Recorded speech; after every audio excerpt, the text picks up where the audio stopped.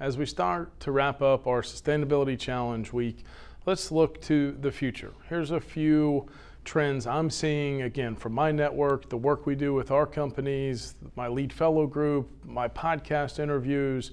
Here's a few trends that I want you to keep an eye on, and we'll provide some more resources. It's one thing for our buildings to get a little more energy efficient, right? The operating carbon, we've still got work to do, especially retrofitting our buildings, yet alone new construction mandates. What about net zero or zero net energy? Yes, there are mandates happening. Amazing buildings are being built to zero net energy standards, but we really need to work towards regenerative design. So keep an eye on that. What does it mean? We actually have at our education company, GBS, a masterclass on regenerative design. That's where we ultimately need to get to replenish all the damage that's been done. As we showed you in day one, video one, we zoomed out what's happening around the world, the built environment, so much of a contributor to greenhouse gas emissions. It's improving. We need to speed it up, as you've seen all week. But we really have to also have some buildings that are regenerative, not just net positive energy, but net positive water, net positive on the waste side. Check out regenerative design. Another trend coming out of the pandemic is healthy buildings are here to stay. Programs like WELL and Fitwell with the full certification like we taught you about earlier in the week, or the pandemic response modules, right? Healthy buildings and certifications, the credentials you can get as a professional to make sure that even if you're not getting the plaque on your next project, you know how to incorporate some healthy design features, some healthy operating features. That is here to stay, I promise you. It's not just green buildings anymore. We have a separate healthy building movement. And so you have to ask yourself, again, don't wait for the WELL Platinum project to come across your desk. The projects you're working on now that don't actually go for a LEED or WELL or Fitwell plaque, what best practices can you go ahead and bake in now? You have influence over putting some of these best practices, especially the no and low cost healthy building best practices, into your next project. And it's all things ESG. That's the third trend I really want you to keep an eye on. What does it mean to you, your business? What does it mean to you as an individual? ESG, environmental, social, and governance.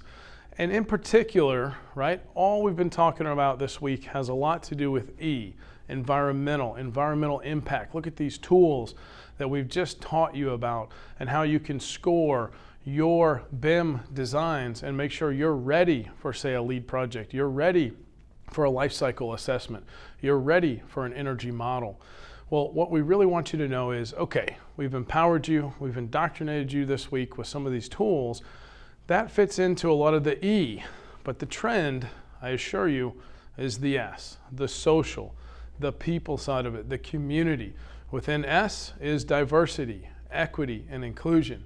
And if you and your businesses are behind on that, you have to hurry, get educated, and make sure you're starting to choose where are we going to improve. Where are we doing well? Shout that out, but also admit, because the biggest part of ESG is transparency. Here's where we think we're not good enough. We want to do better. We will improve. Here's how we'll improve. And that needs to happen. The DEI within the social of ESG, keep an eye on it, learn about it, and ask yourself, how can you help your company? As we wrap up our Sustainability Challenge week, I just want to say thank you. We've had overwhelming response, so many participants. This is a different way to get your education. We'd love to get feedback from you. If you would, post those comments again on our video comments. Any of our speakers that we brought in from industry, some of our colleagues, some of our friends in industry, if you would, connect with them on LinkedIn. Let them know what you thought of the bite-sized content they provided to you. If you want to know more about their story, again, connect with them on LinkedIn.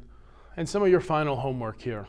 Make sure you're uploading that Revit file, get your sustainability scoring, get that access to those free tools here.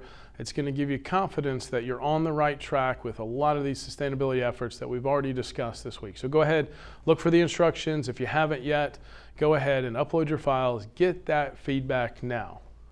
If you've not passed a LEED or WELL exam yet, it's on your goals list. Make sure you check out the resources at gbes.com. And remember, for this week of free continuing education, your lead hours, if you're an architect, your AIA hours, we're going to send out those instructions for you to self-report. Here's our topics, who's behind that education, and let's go ahead and make sure you've taken those 2 quizzes on Tuesday and Thursday sessions, and you go ahead and log and get those 3 hours of continuing ed. If you have any projects that you might need a lead consultant, you might need an energy modeler, maybe you have a healthy building project.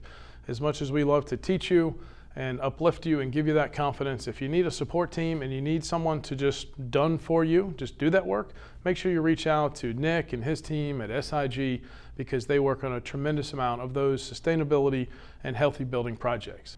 It's been such a success this week. We've had overwhelming support, so thank you. We do plan on doing more sustainability challenges in the future, so be on the lookout.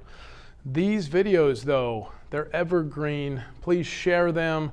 Others can come in, take this series, and also get that continuing ed. So if you were impressed, if you learned something as part of this bite-sized content, please share it. Make sure you get the word out. We put a lot of work into this. We tried to boil it down to what do you really need to know to feel empowered on all of these topics, and especially that transition from just efficiency and operating carbon to embodied carbon, and the connection to some simple tech, simple technology that we're going to provide for you. And my last ask, subscribe to our GBES YouTube channel. Thanks, everyone.